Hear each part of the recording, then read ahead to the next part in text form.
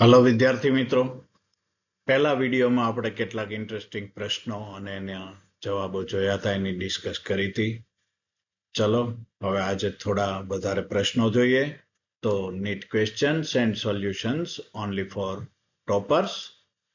જોતા રહો આ ચેનલ, સબસ્ક્રાઇબ કરો, લાઈક કરો અને નિયમિતપણે પ્રશ્નો જોતા રહો. પહેલો પ્રશ્ન આજના વિડિયોનો: નીચે આપેલ કોલમ 1 અને 2 મેળવીને યોગ્ય વિકલ્પ પસંદ કરો. કોલમ મેચ કરવાની છે. તો કોલમ મેચ કરવા માટે સૌથી સરળમાં સરળ વસ્તુ, પહેલા કોલમ 1 જોઈ લો. ફિનાઇલકીટોન્યુરિયા, તીતીઘોડો, રંગ અંધતા, મધમાખી અને ડોગ ફ્લાવર. સામે છે X0 પ્રકારનું લિંગ નિશ્ચયન. બીજું લિંગ સંકલિત પ્રચ્છન્ન રોગ, નર એકકીય, અપૂર્ણ પ્રભુતા અને પ્લિયોટ્રોપીનું ઉદાહરણ. ચાલો મેચ કરીએ. પી ફિનાઇલકીટોન્યુરિયા. તો કોલમ 2 માં phenylketonuria is example of pleiotropy. So P5. તો P5 એ વિકલ્પમાં તો P3 છે, સી માં P2 છે, બી માં P5 અને ડી માં P5 છે. તો જવાબ અહીં બી અથવા ડી બેમાંથી એક છે. ચલો મેળવીએ આગળ. Q1 છે. તો ક્યુ તીતીઘોડો X0 પ્રકારનું લિંગ નિશ્ચયન બેમાં કોમન છે, બી અને ડી માં. આર જુદું પડે છે. તો આર મેળવીએ એટલે બાકીના જવાબ મળી જ જશે આપણને. તો P5 Q1. હવે R2 કે 3?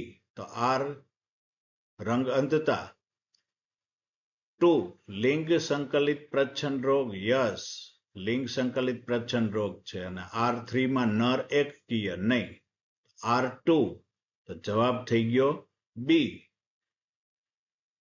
P5 ફિનાઇલકીટોન્યુરિયા, પ્લિયોટ્રોપીનું ઉદાહરણ. Q1 તીતીઘોડો X0 પ્રકારનું લિંગ નિશ્ચયન.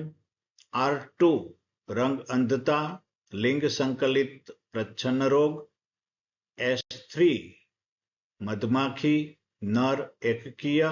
અને T4 ડોગ ફ્લાવર, અપૂર્ણ પ્રભુતાનું ઉદાહરણ. So here answer is B. પછીનો પ્રશ્ન: નીચેના વિધાનો માટે સાચો વિકલ્પ પસંદ કરો. M, N, O, P અને Q 5 વિધાન આપેલા છે. વિધાન M: પર્ણવિન્યાસ એ પ્રકાંડ કે શાખા પર પર્ણોની ગોઠવણીની ભાત દર્શાવે છે.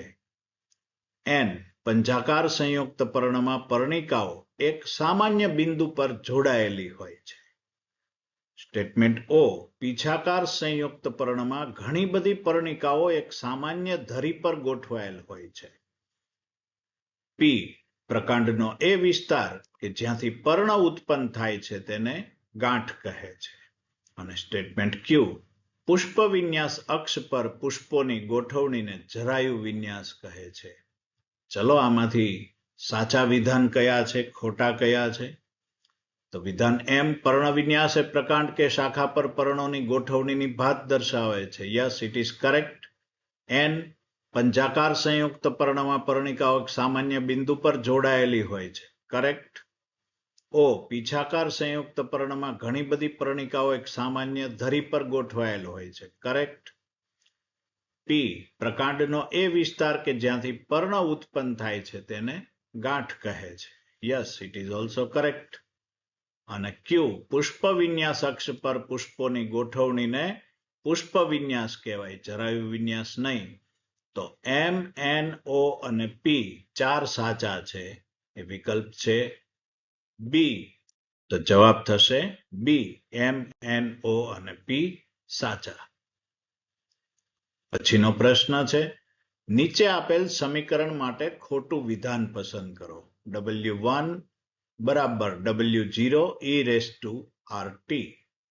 તો એમાં ઓપ્શન છે એ W1 બરાબર અંતિમ કદ, W0 બરાબર સમયગાળાની શરૂઆત વખતે શરૂઆતનું કદ, E વૃદ્ધિ દરનો અચળાંક અને ડી R બરાબર વૃદ્ધિ દર.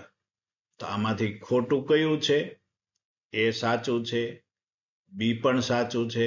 W0 સમયગાળાની શરૂઆત વખતે શરૂઆતનું કદ છે.